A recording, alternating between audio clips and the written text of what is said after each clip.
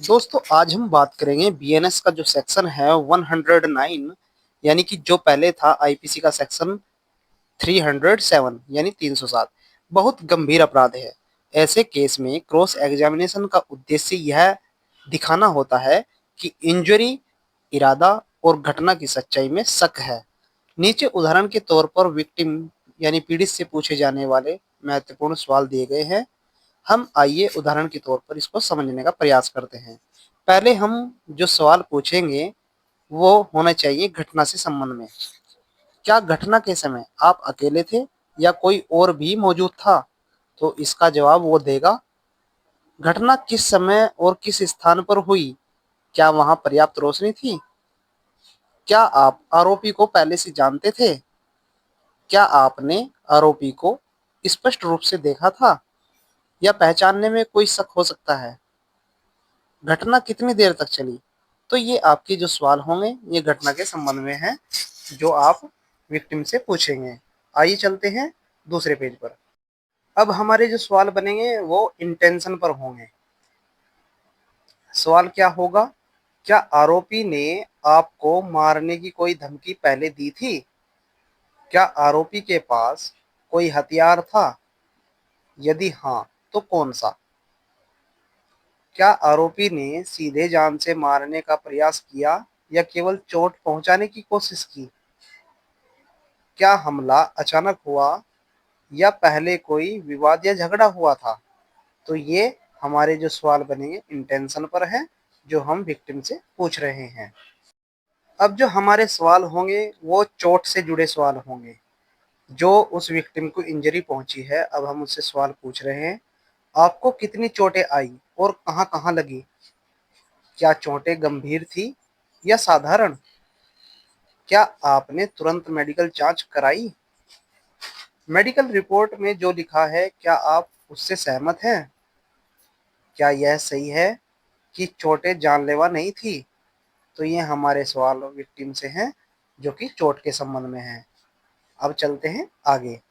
अब हमारे सवाल एफआईआर और बयान में अंतर यानी कॉन्ट्राडिक्शंस के लिए हैं जो हम विक्टिम से पूछेंगे। जैसे कि क्या आपने एफआईआर खुद लिखवाई या किसी और ने लिखी? एफआईआर में जो बातें लिखी हैं क्या वही आपने पुलिस को बताई थी? क्या आपके बयान 161 सीआरपीसी और 164 सीआरपीसी में कोई बदलाव हुआ है जो कि अब बीएनएस के सेक्शन में तब्दीली हो चुकी है, आप देख लेना। क्या आपने पुलिस को सभी तथ्य तुरंत बताए थे? तो ये जो हमारे सवाल हैं ये कॉन्ट्राडिक्शन के संबंध में है। ठीक है, आइए आगे चलते हैं। अब हमारे जो सवाल हैं गवाह और परिस्थिति के आधार पर हैं। क्या सवाल होगा? क्या घटना के समय कोई स्वतंत्र गवाह मौजूद था? क्या किसी ने आपको बचाने की कोशिश की? क्या सीसीटीवी या कोई अन्य सबूत मौजूद है? तो ये हमारे जो सवाल है वो गवाह और परिस्थितियों के आधार पर हैं। आप अपने केस के हिसाब से देख करके उन सवालों का निर्माण आप कर सकते हैं। अब हमारे सवाल हैं झूठे फंसाने की संभावना में यानी फॉल्स इम्प्लीकेशंस। हमारे क्या सवाल होंगे? क्या आपका आरोपी से पहले कोई विवाद या दुश्मनी थी?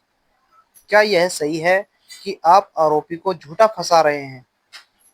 क्या आपने किसी के कहने पर यह केस दर्ज कराया है?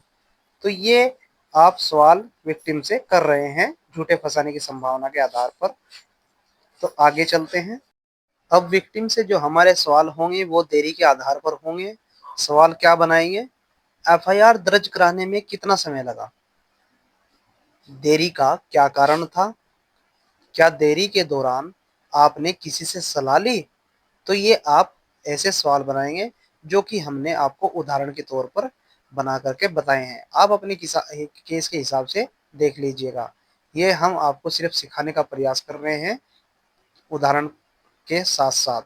तो जाहिर सी बात है कि हमारी जो वीडियो है आपको बहुत ज़्यादा पसंद आ रही होंगी। तो कमेंट करके हमें ज़रूर बताइएगा कि आपके सवाल क्या हैं। यदि वीडियो पसंद आए तो लाइक और शेयर करना ना भूलें। आप हमारे फेसबुक पेज और यूट्यूब चैनल लीगल टॉनिक को फॉलो और सब्सक्राइब करना बिल्कुल भी ना भूलें।